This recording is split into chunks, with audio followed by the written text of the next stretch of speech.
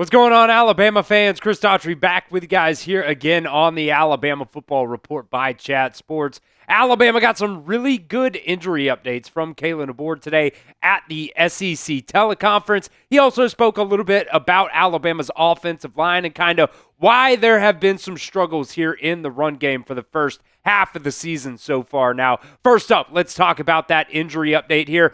First up, Isaiah Horton and Lotzeir Brooks. Kalen DeBoer saying, I expect those guys to be ready for LSU. Lottie was especially rolling out there today and making good progress, and Isaiah got a little nicked up in the first half there in that game versus South Carolina, and he's making really good progress too, but I expect both of them to be ready for LSU. And really, especially, Isaiah Horton for sure too, but Lotzeir Brooks, man, this kid has just been so damn good, especially, being a true freshman, being a guy that was, so overlooked by a lot of these recruiting services out there. He got hurt versus Tennessee, wasn't able to go versus South Carolina, but man, he has been just so electric for this Alabama offense. He was obviously missed last week. He had Rico Scott in there filling in for him, and you could definitely tell a bit of a difference between those two guys. And really, why Lotzeir Brooks is actually playing over a guy like Rico Scott, who a lot of us, including myself, thought he was actually going to be the guy to get a bunch of snap opportunities for this Alabama offense this year, and also breaking a lot of tackles as well. 3 missed tackles already forced for Lotzeir Brooks, and he's picking up a bunch of first downs too. 13 first downs, and he's only got 1 drop on the season this year, but also really good to have Isaiah Horton back in the lineup versus LSU this week. He only played 12 snaps against South Carolina before he ended up getting injured. They said, I think at halftime, that he was sitting over on a water cooler and had one of his legs, propped up on a separate water cooler as well. But, man, this Alabama wide receiver core, I got to be honest, it's not as deep as I thought that it was going to end up being, but then you also put in mix in a guy like Josh Cuevas as well, just makes it even better. But when it comes to the pure wide receivers here, Germie Bernard has been a dog. Ryan Williams, he's also still a dog. I don't want to say, I don't want to gripe on it too much there, but he has had some drop issues so far this year. He's got 7 drops already this year. That is way more than anybody else on the team. I know somebody was in the comment section the other day, especially on Facebook. They get kind of wild over there, is saying that I was, picking on Ryan Williams. Nah, man, you got to catch the ball. I'm sure he's one of the highest paid players on this roster right now, and he's got 7 drops. He's dropped multiple touchdowns so far this season, and it was a big 4th down opportunity that Alabama had in that game where, the ball hit him in the hands, and I think a lot of times Ryan Williams tries to jump for balls or dive for balls that he just doesn't have to. And, it's just going to be about, gaining that confidence. And I still have confidence in Ryan Williams there. But, those have been a bit of an issue so far this year, compared to what he was doing for Alabama last year. But with all 4 of these guys, you add in Josh Cuevas as well. This Alabama wide receiver core has been really, really good this year. And it's going to be nice to have Isaiah Horton and Lotzeir Brooks back in that starting rotation against LSU next week. Make sure you guys are subscribed right here to the Alabama Football Report. October is almost over, and we're still getting beat by the Tennessee Football Talk and Joey Peterson in our October sub battle. So it's our final chance to really have a push to catch them in our subs in October. So make sure you guys stay up to date on all things Crimson Tide news. Hit that sub button and join the community here at the Alabama Football Report by Chat Sports. All right, Kalen DeBoer also gave a very positive update about Qua Russaw after he broke his foot versus Georgia, which ended up requiring surgery. And it was kind of reported early on that, after that game, there was a good chance that he might actually be out for the rest of the regular season. But Kalen DeBoer actually made it seem like we might actually get Qua Russaw back a little bit sooner than what some people might have expected early on there, saying, yeah, he's doing really good. He's on a timeline that we had hoped for, maybe even a little bit ahead of that as well. We don't know exactly what that's going to be. We're not quite there yet, but he is making really great progress, and you can see, even in his face, He's feeling really good about the direction that he's going in, and we just can't wait to have him back out there. So what I need from you guys is to get down inside the comment section. It is prayer circle time. Let's get Qua Russaw back as soon as possible. Get down there and get that prayer circle going. Spam your fours down in the comment section of today's video.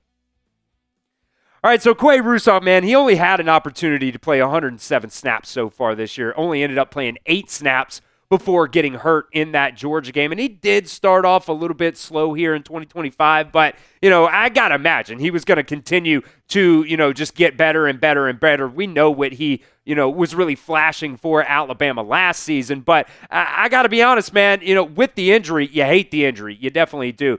But with the injury to Qua Russaw, Yhonzae Pierre has really stepped up and been an incredible presence on this Alabama defense. Believe it or not, right now, Yhonzae Pierre is leading this Alabama team in pressures, tackles for loss, sacks, and forced fumbles so far this season. He has been all over the football field. He's been extremely disruptive, especially over the past couple of games. He's just getting better and better every single week. Had those 3 sacks, including that forced safety against Tennessee. What's really coming along for him, I think, is his ability really to translate that speed to power. He, at the beginning of the year, you heard Kane Womack talk about it. He was kind of just trying to use that bend and run around some of those tackles. Now, you saw it last week and you saw it the week before. He is running right through those offensive tackles, getting to the quarterback, and he is making it really, really tough right now, I think, for Kane Womack. By the time Qua Russaw gets back, I don't know how Kane Womack is going to divvy up that snap share there between Yhonzae Pierre and Qua Russaw, but man, between those two dudes, being healthy at the same time, man, the Alabama Wolf Room right now is looking really, really good, and I cannot wait to get Qua Russaw back in that rotation as well.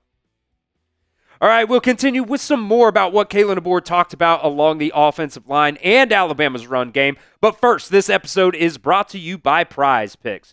The hard-hitting football action is even better with PrizePicks, and the weather might be changing right now, but the feeling of being right never gets old. So keep the season rolling on PrizePicks by getting $50 instantly in lineups when you play your first $5. This is what our guy Aiden cooked up for the power play this week. Obviously, Alabama is off this week, so going with a little bit Ohio State versus Penn State for our power play here.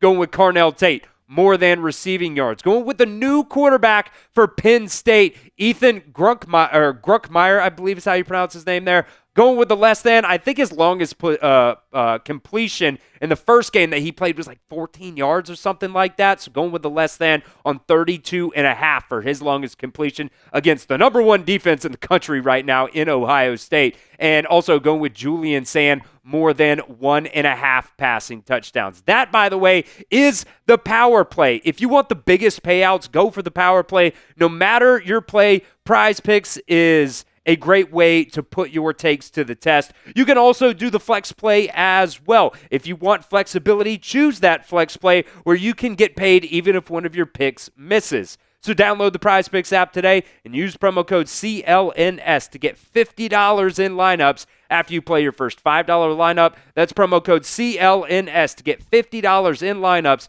after you play your first $5. That link is going to be down in the description of today's show. It's also down at the pinned comment of today's video as well. PrizePicks, it is good to be right.